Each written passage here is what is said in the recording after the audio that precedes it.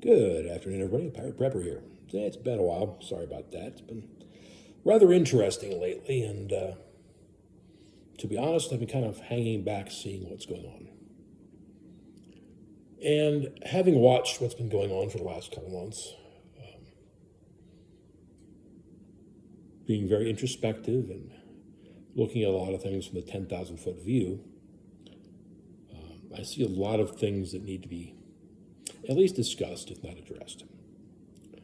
Now, I say 10,000-foot view for a lot of things because where I am and what I do, I'm somewhat insulated from situations in, say, Portland.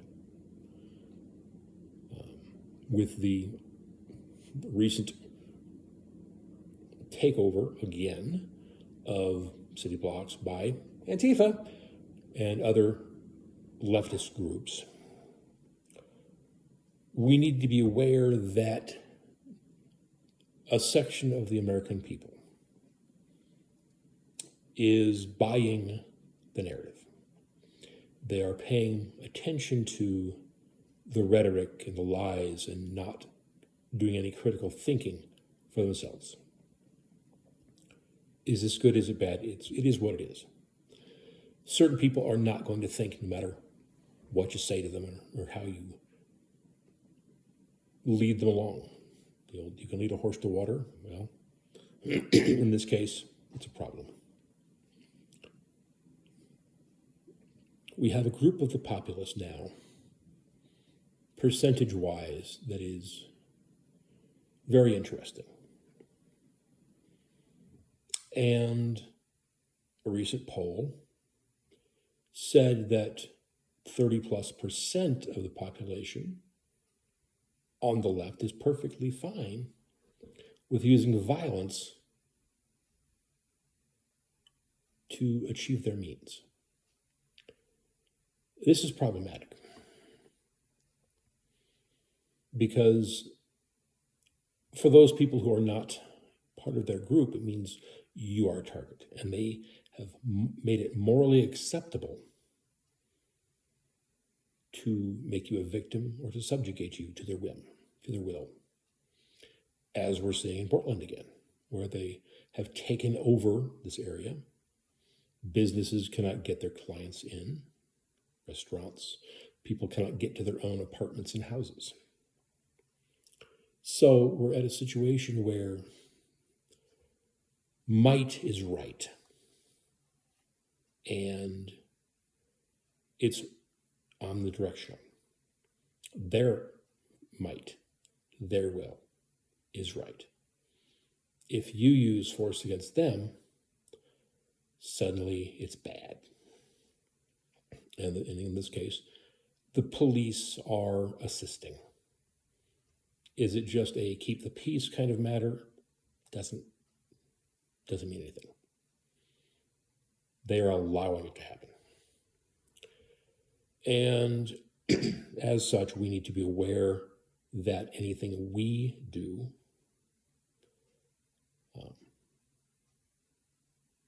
could come back to haunt us. What do I mean? Remember your Miranda advisement. Now, Miranda only applies for custodial interrogations. So if you are in custody, if you're being asked questions about a crime, Miranda would apply. It's a little fact there. Anyway, part of your Miranda advisement is anything you say can and will be used against you. Not in your favor, not for you, against you. Anything you say. Now, I'm not telling you not to speak to the police. I'm not saying don't act. Let's face it, the motto here is do something. However, I would say temper your actions, temper your judgments, and when you say and do something in this day and age where anonymity has vanished, it's non-existent anymore. Anything you have said or done in the past will be brought back to haunt you. I would say for those people who are in Portland, like the one lady in her SUV who was trying to go through the street and got blocked, pushed back, and then the cops joined on the protesters' side, the criminals' side, and forced her to go a different way. I think we're in a situation now that avoiding that area, avoiding the situation, and doing whatever you can to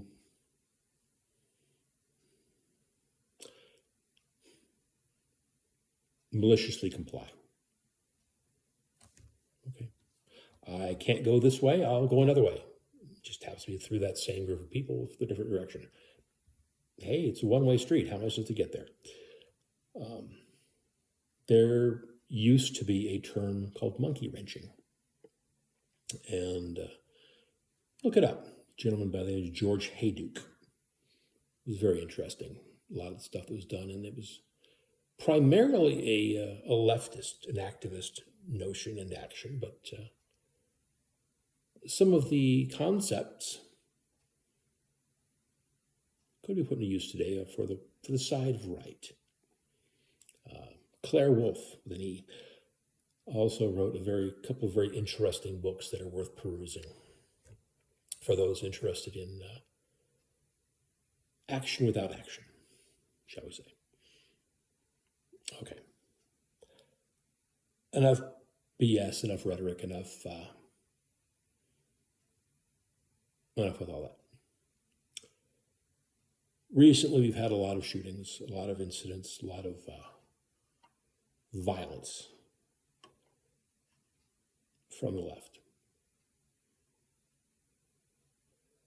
We've had situations where innocents were flat out murdered because they were at the wrong place at the wrong time and their skin was the wrong color.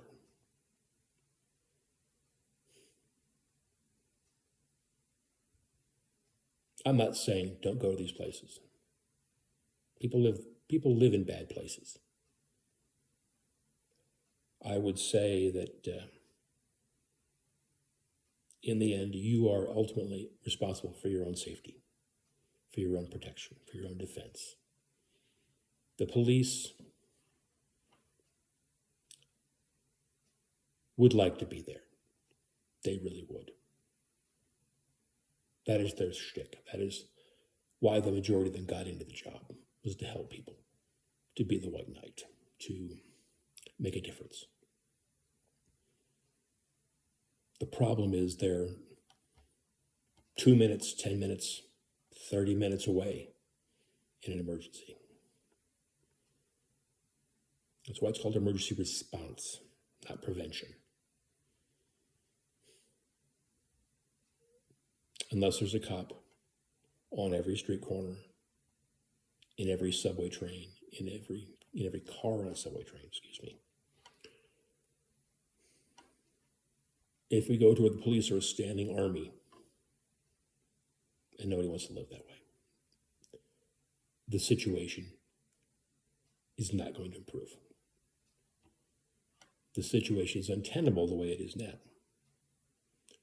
So we have to be very cautious and cognizant of what is going on around us. If you are wearing your earbuds and are ignoring what is going on around you, you are contributing to your own problems.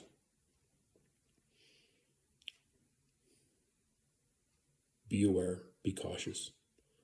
If the situation doesn't look good, don't go there. Don't be there. We have gotten to watch recently on video the apathy, the indifference, people unwilling to help another human being.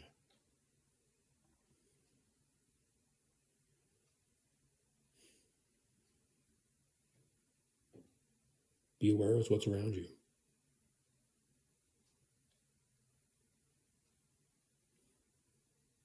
Don't be places that make you uncomfortable.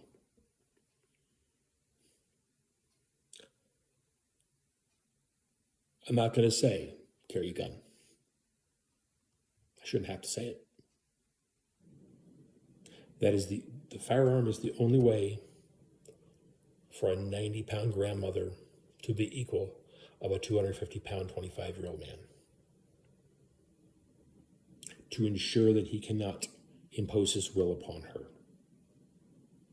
as long as she is willing.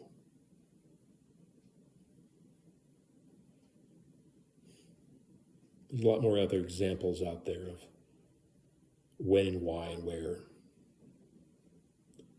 That one is very poignant, very painful for a lot of people. For those with a little more gray on the sides here and receding hairlines, obviously, we have to understand we're not 25 anymore. The rules have changed. We can't do what we used to do. And with that ability, that physical ability gone, we need to take other means to protect ourselves. That means not going to certain places certain times. That's an easy one.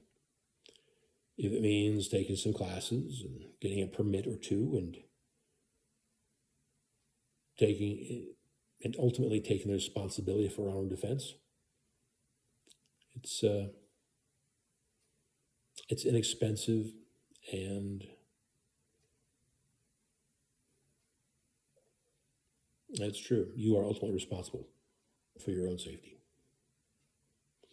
Supreme Court has essentially said that. So, not going to dwell on this stuff. I am going to try and put out some more videos a little more often coming up. But right now, I'm going to say be aware, pay attention. Don't go places that aren't safe, that aren't good for you.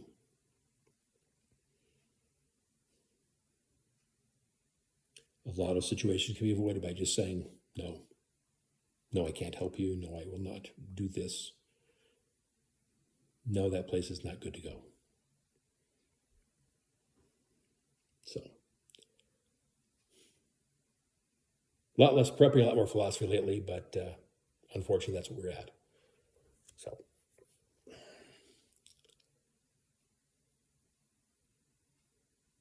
I guess rule 1 of gunfighting, have a gun. Rule 2, have some ammunition. Rule 3, have some friends with guns. So, anyway, pay attention to what's going on around you. Be cognizant, be cautious, be careful.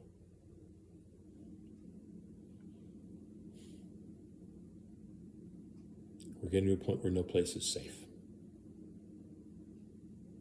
If you look at the shooting at Utah Valley University recently, the suspect in question was from a small little town, southern Utah, in the middle of nowhere. He become radicalized. You wouldn't expect that from that little town. You would not expect that at that university.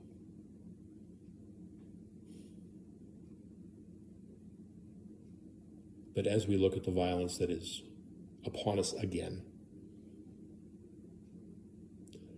if we compare this to the 1970s, where there was political unrest and violence to which there were some 2,500 bombings by domestic terror organizations whose members have become very influential and very powerful people.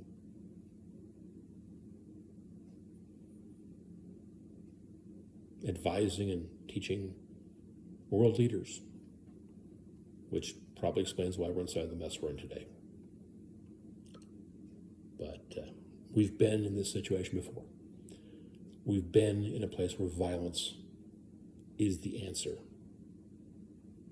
and the tactic of the left.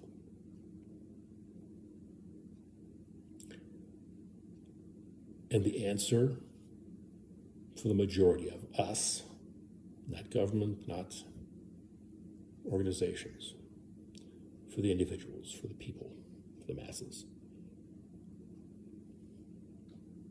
is to be responsible and be careful for ourselves. So, sorry this one ran so long. It's been an interesting couple months. So, when it comes to prepping, get off your butts, get to the store, start stocking up. We're already seeing a few things in short supply. Prices on some things are going up. And if situations worldwide change more so to the negative, things aren't going to improve. Doesn't mean the shelves will be empty, doesn't mean that things won't be available, but prices are going to go up. They always do. They don't go down. And availability might be lessened. You may only have one option instead of four. Quality of fruit, for example, has gone in the tank again. Nothing lasts. So, be aware. Start thinking about your situation and what you need to do to make sure that you stay safe. All right. Sorry about the dry topic.